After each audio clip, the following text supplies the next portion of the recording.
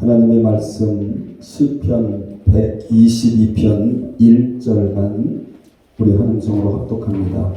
1절 9절이 한 단원인데 시간 관계상 1절만 우리 한음성으로 읽겠습니다. 시작. 다윗의 시 곧 성전에 올라가는 노래. 사람이 내게 말하기를 여호와의 집에 올라가자 할 때에 내가 기뻐하였도다. 이 시간에는 여호와를 만나는 지고한 감격이라는 제목으로 우리 함께 은혜 나누겠습니다.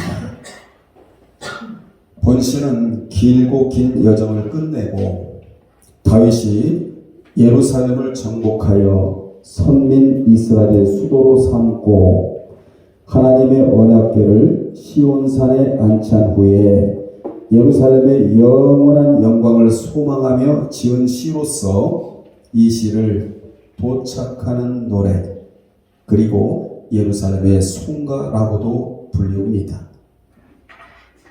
따라서 본문은 다윗이 사람들로부터 여호와의 집에 올라가자 라는 권면을 들었을 때 그의 반응은, 그의 느낌은 기쁨이었다 그 말입니다.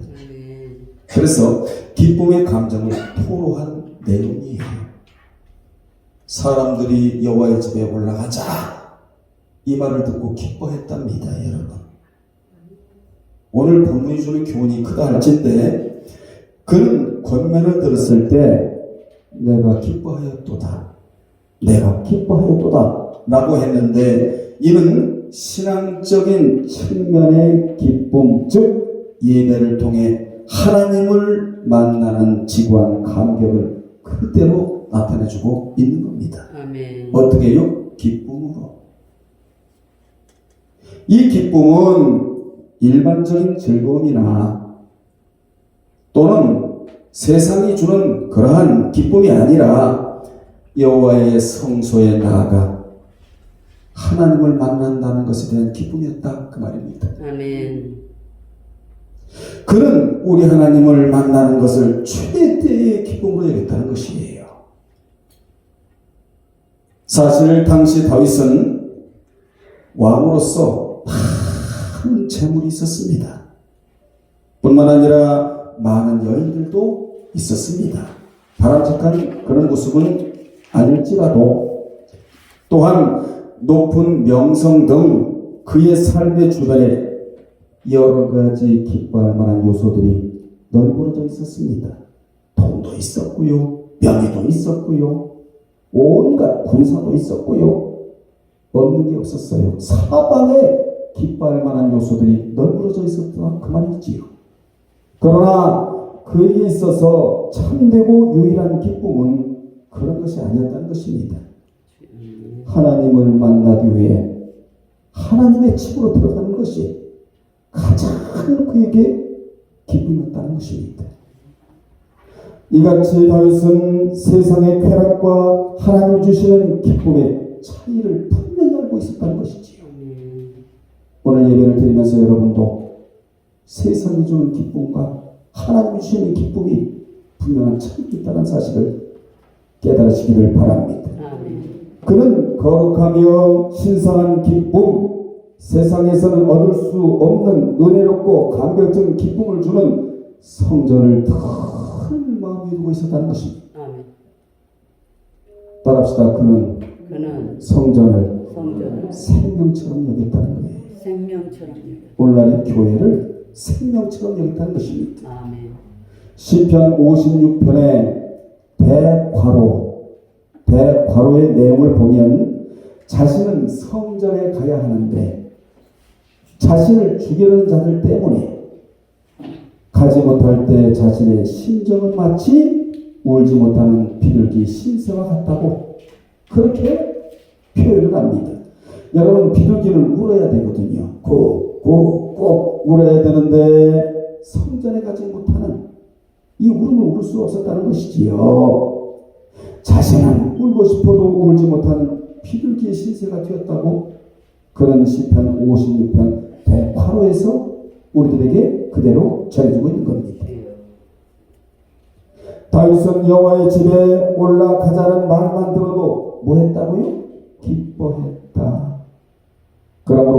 토요일은 주일을 알리는 기쁜 소식이에요. 토요일은 주일을 대비하는 기쁜 날이 되어야 한다는 것입니다. 여호와의 집은 어떤 곳이냐? 하나님의 임재가 있고 동시에 평화의 안식과 위로가 있으며 축복이 베풀어지는 은혜로운 장소가 여호와의 집입니다. 싸우는 곳이 여호와의 집이 아니라는 것이에요. 시기하고 다투고 반복하고 미워하고 분쟁 일으키고 방을 짓고 이러한 곳이 교회가 아니라 하나님의 임재가 있고 평화가 있고 안식이 있고 위로가 있고 축복이 베풀어지는 장소가 여호와의 집이라는 것입니다. 그래서 기뻐하는 거예요. 이곳은 축복을 체험하는 자리이다. 여러분이 앉은 자리에서 치유를 체험하고 축복을 체험하는 여러분들이 되시기를 바랍니다. 그래서 다윗은 예루살렘에 있는 여호와의 집에 올라가자는 사람들의 말만 듣고도 가슴이 울렁울렁해서 나는 기쁘다. 너무나 기쁘다. 하나님을 만나게 되니까 너무 기쁘다. 여러분, 하나님을 만난 사람하고 하나님을 만나지 않은 사람하고는 기쁨의 차이가 달라요. 하나님을 만난 사람은 항상 기뻐하게 되는 겁니다. 그분이 뭘 주어서 기뻐하고 세상의 모든 삶의 조건들이 충족이 돼서 기뻐하는 것이 아니고 넘어져도 기뻐하고 쓰러져도 기뻐하고 이래도 기뻐하고 저래도 기뻐하고 왜 그렇게 기뻐하느냐? 여호와를 만났거든요. 하나님을 만났거든요. 말씀을 만났거든요. 성령의 체험이 있었거든요. 그러니까 기뻐하는 거예요. 혹시 여러분 마음속에 기쁨이 사라져 있습니까? 긴장하십시오. 도전받으세요. 하나님을 만난 자는 발끝에서 머리까지 기쁨이 올라오게 되어 있는 겁니다. 올라가게 되어 있는 것이지요. 그러면 우리가 여호와의 집에 올라가면서 어떠한 느낌이 들어야 하는가? 첫째, 성도는 예배에 참여하는 것을 인생 최고의 기쁨으로 삼아야 한다고 1절에서 말해주고 있습니다. 1절에 보면 다윗은 사람이 내게 말하기를 여호와의 집에 올라가자 할 때 내가 뭐했다? 기뻐하였다고 이렇게 말해주고 있어요. 여기서 다윗을 가장 기쁘게 한 요인이 무엇인가? 그것은 바로 여호와의 집이었다는 것입니다. 여호와의 집이란 다윗이 완성시킨 성소를 의미하며 오늘날의 교회를 의미해요. 여러분, 다윗에게 있어 언약궤가 안치된 성소는 그가 하나님을 대면하고 깊은 영적 교제를 가질 수 있는 의미심장한 곳이었다고 역대하 6장에서 자세히 소개해주고 있습니다. 그렇게 그는 그곳에 올라가 함께 예배드리자는 말이 이토록 기뻐하고 즐거워했다는 거예요. 우리는 이 다윗의 고백을 통하여 내가 일생을 살아가면서 가장 큰 기쁨으로 삼아야 하는 것이 무엇인지를 깊이 이 시간에 생각하시고 또 지금 무엇을 가장 큰 기쁨으로 삼고 살아가고 있는지에 대해서 답을 여러분 스스로 찾으시기를 바랍니다. 여러분은 무엇을 할 때 가장 기쁩니까? 다윗은 한 나라의 왕이었고 군인이었지만 그 이전에 자신을 한 사람의 예배자로 생각했다는 거예요. 저도 말씀을 전하면서 오늘 예배자로 서 있는 겁니다. 여러분들도 예배자로 앉아있는 것이지요? 세상 지위, 세상 어떤 공명, 세상의 어떤 부 이것으로 여러분이 지금 앉아있는 게 아니란 말이에요. 나는 하나님을 예배하는 예배자로 여러분이 앉아있게 되는 겁니다. 우리는 여기서 하나님을 예배하는 것이 이 세상의 어떤 것보다 가장 가치 있고 귀하고 하나님을 만나는 시간을 삶의 중심으로 삼아야 한다는 것입니다. 진정한 예배자로 날마다 주님과 깊은 영적인 교제를 나누며 그것으로 삶의 의미를 찾는 여러분 되시기를 주 이름으로 축원합니다. 여러분 3절에 보십시오. 3절에 보면 잘 짜여진 이란 단어가 나오는 것을 볼 수 있습니다.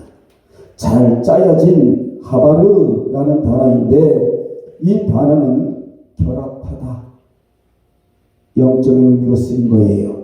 마귀와 결합하는 게 아니라 주님과 결합하다, 주님과 합치하다라는 의미로 건축물 가운데 시멘트가 들어가 골재가 서로 단단히 결합되는 모습이나 군사적 동맹과 같은 의미로 사용되고 있는 단어가 하바르, 잘 짜여진 이란 단어인데 이 단어는 단순한 결합이 아닌 견고하고 탄탄하게 묶여서 서로 지탱해 줄 수 있는 그런 결합을 의미하는 단어입니다.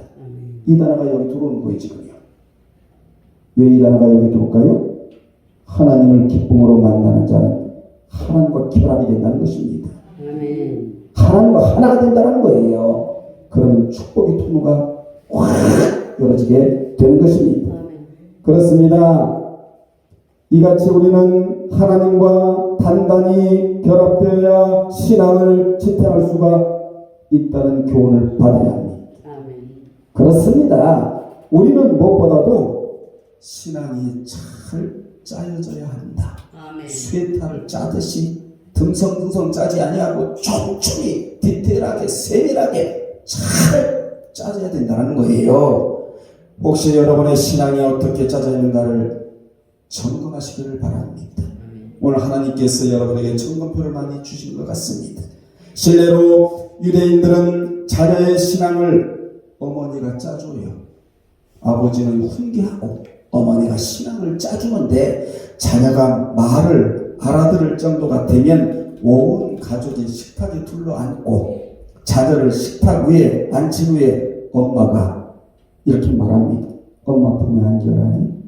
엄마 품에 안겨라. 라고 하고는 엄마에게 안기려고 할 때 피하여 자녀를 식탁 밑에 떨어지게 해요. 이 독수리 교육 방법이 들어오는 겁니다. 어린 자녀가 아픔과 배신감에 엉엉 울고 있을 때 엄마가요 성경을 가지고 아이에게 읽어주는데 어디 읽어주느냐? 신명기 6장 4절로 9절에 얼마나 중요한 말씀인지 모릅니다. 유대인들이 생명처럼 여기는 말씀, 쇠마 들으라 라는 말씀인데 4절에 보면 이스라엘아 들으라. 우리 하나님 여호와는 오직 유일한 여호와시니 너는 마음을 다하고 뜻을 다하고 힘을 다하여 내 하나님 여호와를 사랑하라. 아멘. 오늘 내가 내게 명하는 이 말씀을 너는 마음에 깊이 새기고 내 자녀에게 부지런히 가르치며 집에 앉았을 때이든지 길을 갈 때이든지 누워있을 때이든지 일어날 때이든지 이 말씀을 강론할 것이며 너는 또 그것을 내 손목에 매어 기호를 삼으며 내 미간에 붙여 표를 삼고 또 내 집 문설주와 바깥문에 기록할지니라.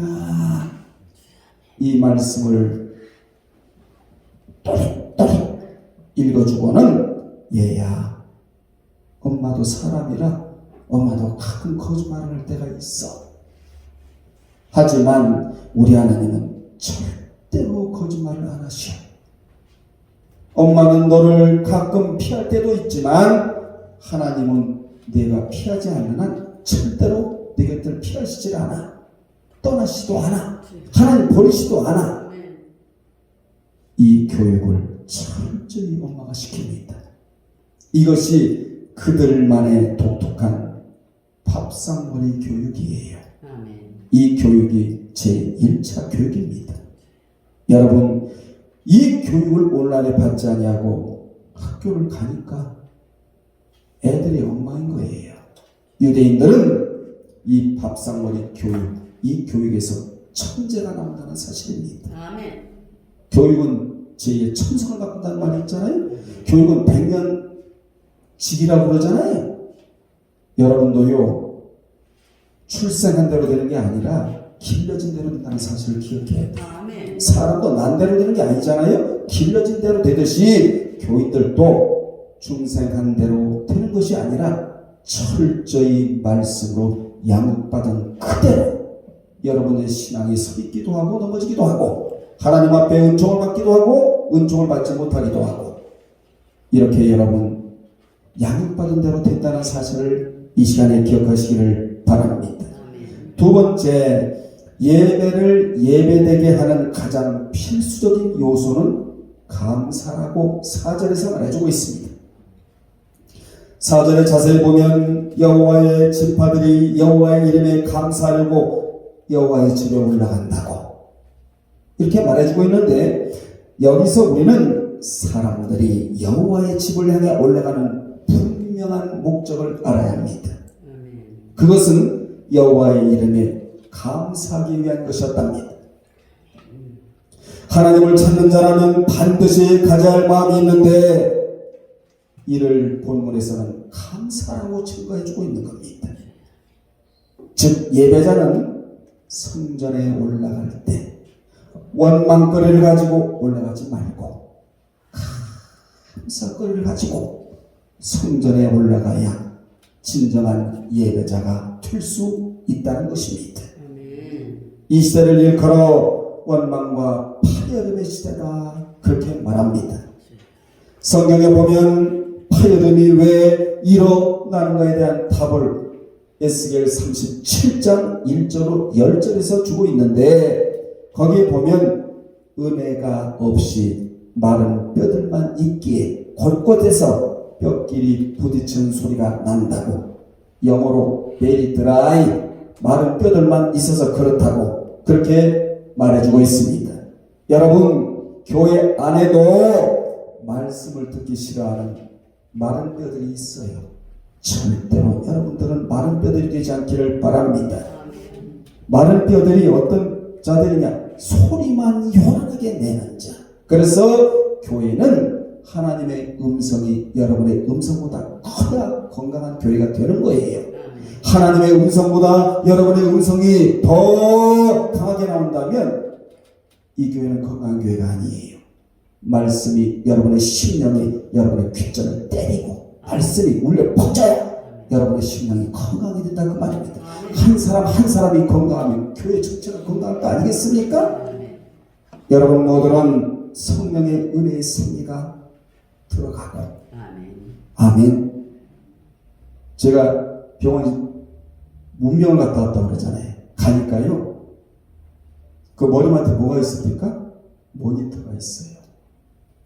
그 모니터를 이름하여 바이탈 사인의 모니터가 그러더라고요.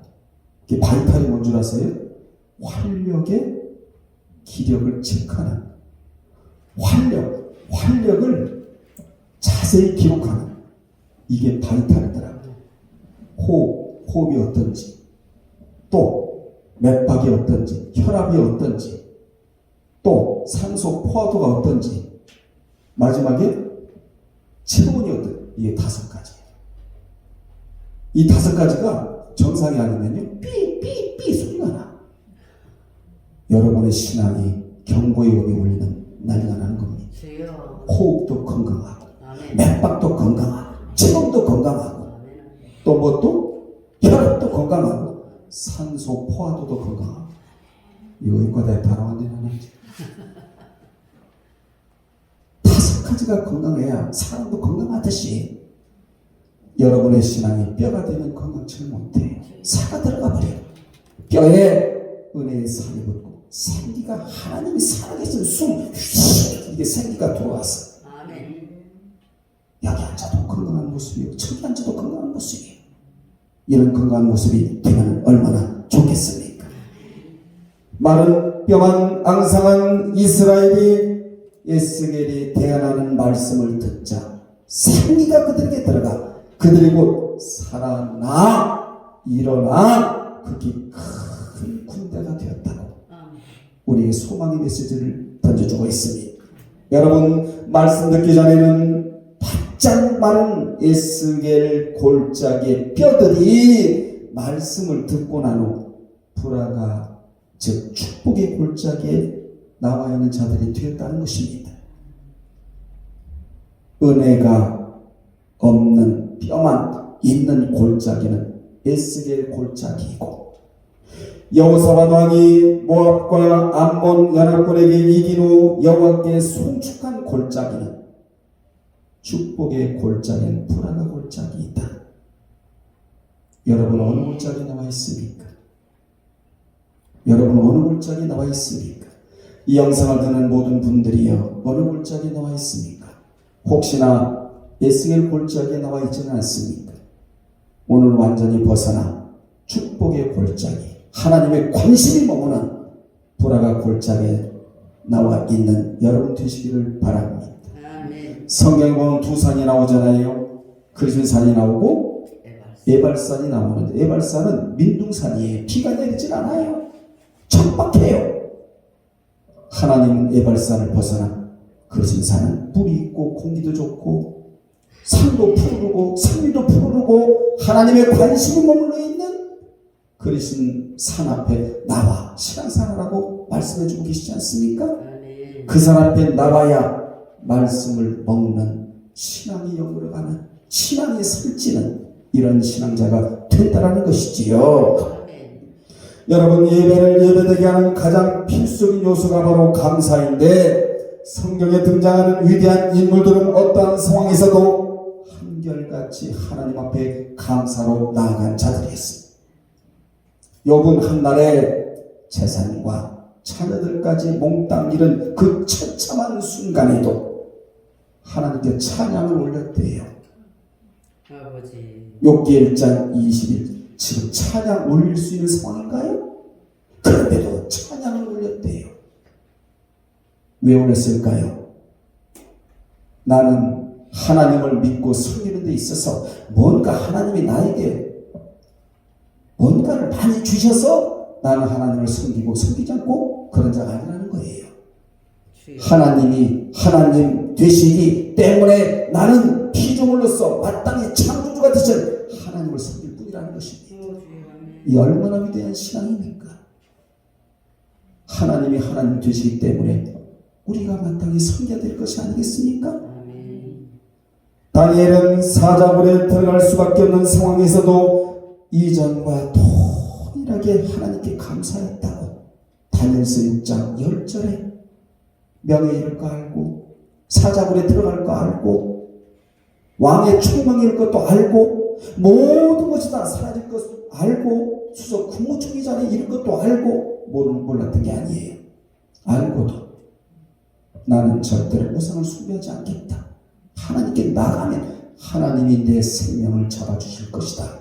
이걸 믿었다는 거 아니겠습니까? 아멘. 바울도 신라도 빌립보 감옥에서 억울하게 실컷 매맞고 또 투옥까지 된 상황에서도 한밤중에 일어나 하나님을 찬양했대요. 사도행전 16장 25절에 여러분, 이러한 순간에도 감사를 잃지 않고 그 감사함으로 하나님께 나아가는 자들의 예배를 우리 하나님이 외면하시지 않습니다. 절대로 외면하시지 않습니다. 레위지파 찬양대의 지휘자였던 아삽은 시편 50편 23절에서 기가 막힌 말을 해주고 있잖아요. 감사로 제사를 드리는 자가 나를 영화롭게 한다고. 그 행위를 옳게 하는 자에게 내가 하나님의 구원을 보리로다. 이렇게 말해주고 있습니다. 그렇습니다. 우리의 여건이나 정황과 상관없이 거처한 상황과 무관하게 하나님의 이름과 그 신실하신 은혜로 인하여 감사하는 자들은 하나님이 영화롭게 해주세요. 아멘. 참 감사가 녹아 들어간 예배만이 참 예배라는 사실입니다. 아멘. 앞으로 교회 오실 때 원망 그런 거 갖고 오지 말고 감사만 갖고 오시기를 바랍니다. 그러면 감사가 회복이 되는 거예요. 감사가 축복을 불러오게 되는 거예요. 아멘. 세 번째, 교회는 하나님과 성도를 연결하는 영적 통로이다.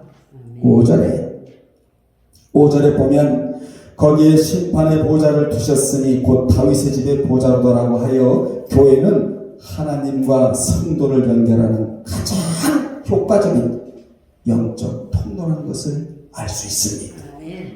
여기서 심판의 보좌라는 것은 교회는 은혜 받는 곳이 아니라는 거예요. 하나님의 엄의 면이 있기에 말씀을 통하여 공의가 집행되는 곳이며 판단과 판결이 행해지는 자리라는 것을 우리로 하여금 알게 합니다.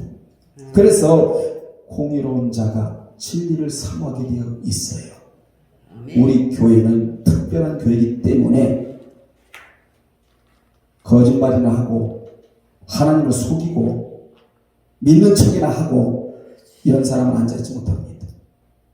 그래도 어떻게 해서라도 생명의 말씀을 붙잡고 살겠다고 몸부림치는 자가 우리 교회에 앉아있게 되는 거예요.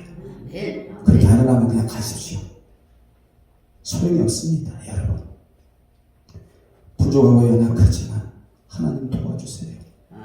아버지가 도와주지 않으면 저는 살아갈 수가 없습니다. 사람인지라 때로는 거짓말도 하고 죄도 짓지만 그래도 하나님 뜻대로 살려고 발발발 눈물을 치는 것을 하나님 보시지 않습니까? 죄야 불쌍히 여겨 주시옵소서. 이렇게 고백하고 나오는 자를 하나님이 위임하시지 않지. 여러분, 할 일 없이 교회 왔다 갔다 소용없다니까요. 소용이 없다고. 어떻게 써라도 공의를 지키려고 하고 의를 행하려고 하고 하나님 뜻이라면 부족해도 지키려고 노력을 하고 이런 자가 우리 이렇게 앉아있게 되는 거예요. 하나님은 그런 자를 붙잡고 쓰시길 원한단 말이에요. 아멘. 교회는 우리가 세상을 살아가면서 복잡한 내면의 문제들을 심판하시는 하나님께 맡기고 하나님께 호소하며 해결받는 통로가 교회에 있다는 것입니다. 이 같은 사실을 알았던 솔로몬은 역대하 6장에서 성전을 완공한 후 하나님께 드린 감사 기도를 통해 이웃에게 범죄한 자라도 하나님 앞에 큰 죄를 범한 백성일지라도 하늘이 닫혀서 비가 오지 않는 큰 죄를 범하였을 때라도 기근이나 전염병이나 메뚜기나 황충의 피해를 입거나 적들이 예루살렘을 에워싸고 목숨을 위협하는 상황에서도 또한 질병이나 재앙의 순간에도 이전을 향하여 기도하거든 우리 하나님이여 귀를 기울여 들으시고 모든 기도와 간구에 응답하시며 그들을 용서해 주시는 은혜를 베풀어 달라고 하나님 앞에 호소를 해요. 그러므로 인생의 모든 문제는 기도와 따라합시다. 기도와 회개와 감사가 들어가면 해결받지 못할 문제는 하나도 없다는 것이에요. 이게 안 들어가니까 아직도 미적미적하고 아직도 문제가 해결이 안 되는 거예요. 기도가 들어갑니다. 어디에? 문제 속에. 감사가 들어갑니다. 어디에요? 문제 속에. 회개가 또가 들어가면 해결받지 못할 문제는 하나도 없다 해요. 아멘. 성경에 등장하는 신앙의 선조들 역시 성전 즉 교회라는 통로를 통해 인생이 풀리지 않는 문제와 여러분도 살아가면서 풀리지 않는 문제가 있을 거 아니겠어요? 모든 어려운 현실적 상황들을 하나님께 내어놓을 수가 있었고 또 응답받는 은혜를 체험했던 것입니다. 이것이 바로 교회가 가지는 특권이자 참 의미이다. 그래서 구약의 성도들은 언제나 주의 성전을 사모했어요. 아멘. 저는 말씀이라는 매개로 하나님과 여러분을 연결해 드리는 통로 역할을 제가 지금 하고 있는 거예요.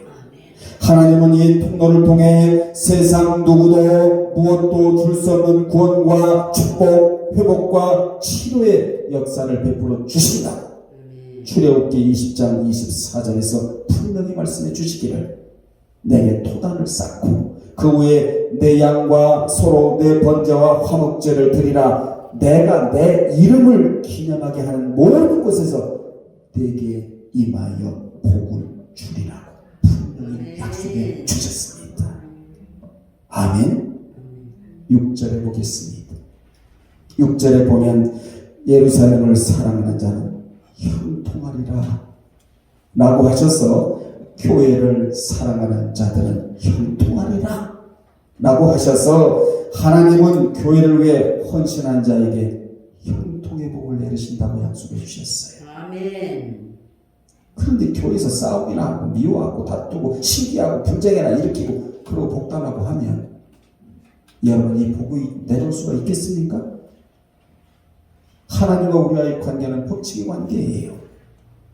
여기 예루살렘은 의무적으로 오늘날의 교회를 의미합니다. 여기 형통에다 던져놔십시오. 샬라라는 단어인데 번성, 안전이라는 의미로 실패와 반대되는 개념이에요.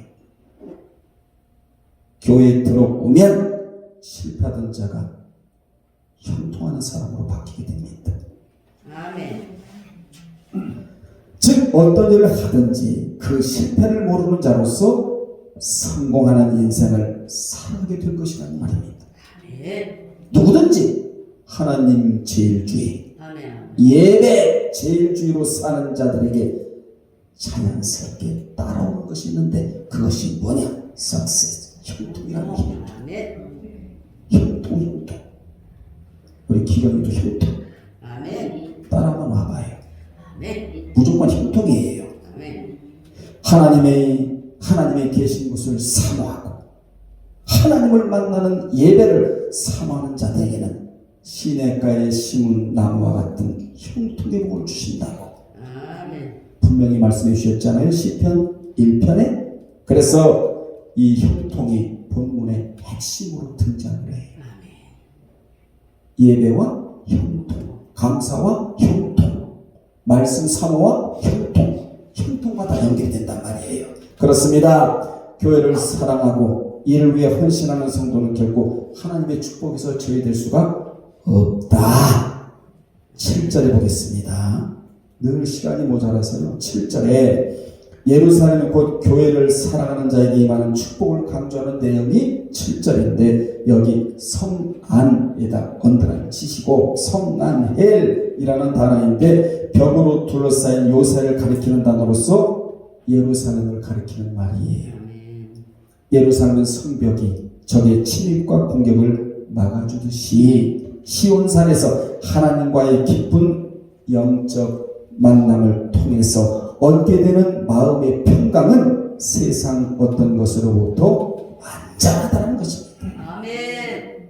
또한 신정왕국인 이스라엘에 있어서 하나님의 대리 통치자인 왕이 기거하는 궁중이 형통하다는 것은 그가 하나님의 뜻에 따라 바른 통치를 했다는 의미예요. 아멘.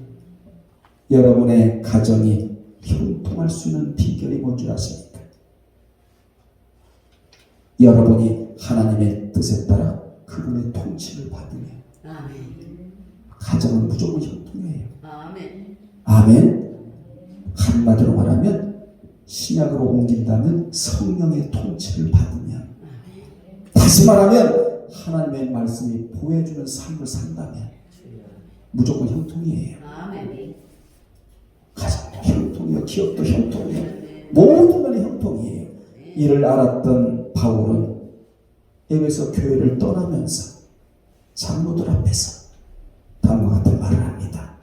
지금 내가 너희를 주와 및 그 은혜의 말씀께 부탁하노니, 이렇게 부탁하고 간다라는 거예요. 아멘. 그러면 그 말씀의 기능이 어떤 기능을 연출하느냐? 너희를 능히 세우사. 어떻게 해요? 든든히 세우사. 뭐가? 말씀이 여러분을 든든히 세운대요. 세우기만 하면 뭐 하겠어요? 그 뒤에 보면 기업이 있게 하리라. 아멘. 아멘. 세상의 바울은 성도들을 말씀께 부탁했다는 거예요. 아멘. 저도 늘 하나님 말씀께 부탁합니다. 아멘. 아멘. 그렇습니다. 바울은 사람에게 부탁할 수도 있었으나 그리하지 않고 뭐에 부탁했다? 말씀께 부탁하고 에베소 교회를 떠나요. 그리고 예루살렘으로 고난받으러 올라가는 거예요 지금. 그렇습니다. 여러분도 교회 와서 들었던 말씀께 부탁하고 교회문을 나가시기를 바랍니다. 아멘. 그러면 그 말씀이 든든한 반석이 되고 금상과 내세의 기업이 있게 하며 권세와 능력이 있게 되고 평안과 안식과 새 힘을 주고 음부의 권세가 흔들지 못하도록. 아멘. 그러므로 여러분은 주와 및 그 말씀에 붙잡히기만 하면 복된 자, 복된 가정이 되는 것입니다. 결론 내리겠습니다. 본문의 예루살렘은 오늘날 교회를 의미하며 또한 우리가 궁극적으로 소망해야 할 하나님의 나라를 의미하는 상징적인 말입니다. 이렇게 볼 때 모든 성도는 교회를 사랑하며 교회가 하나님의 말씀과 예수 그리스도의 십자가를 중심으로 하나로 일치되도록 힘을 써야 한다는 교훈을 우리가 받아야 합니다. 그리할 때 멀고도 험난한 여정길을 가면서 안도감과 평안함과 만족감이 교회를 통하여 얻게 된다는 거예요. 따라서 우리의 형통이 교회와 직결되어 있다는 사실을 여러분 기억하시기를 바랍니다. 오늘 우리는 본문을 통하여 우리가 교회에 갈 때 어떤 마음으로 가야 되는가를 배웠어요. 그리고 교회에 머무는 동안 무슨 생각을 하고 무엇을 해야 되는가에 대해서도 배웠단 말이에요. 앞으로 하나님의 집인 교회에 올 때 어떻게 와야 된다고요? 기쁨으로 와야 돼. 기쁨이 감사를 만들어내고 그 감사가 축복을 부르게 돼 있단 말이에요. 세상의 다윗이 사람을 통하여 여호와 집에 올라가고자 이걸 들었다는 거예요. 사람을 통해 하나님의 말씀 듣는 게 아니란 말이에요. 속에서 막 기쁨이 일어난다는 거예요. 기쁨이. 이 기쁨이 결국은 뭘 만들어낸다? 형통.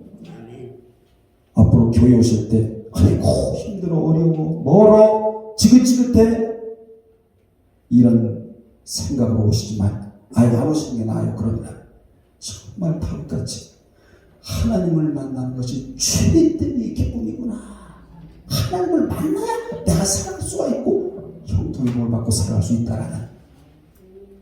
세상 사람으로 만나보십시오. 아무리 좋은 곳에 가보십시오. 만족이 있고 기쁨이 있나요? 없습니다.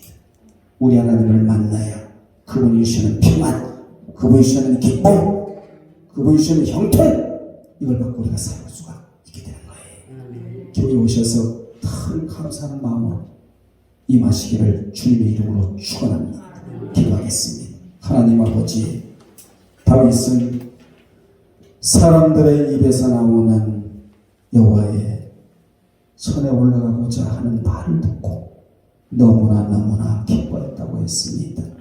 앞으로 교회 올 때 기쁨으로 오게 하셔서 그 기쁨의 감사를 만들어내게 하시고 그 감사가 결국은 형통의 복을 받게끔 우리 성도들을 인도하여 주옵소서. 예수님의 이름으로 기도드리옵나이다.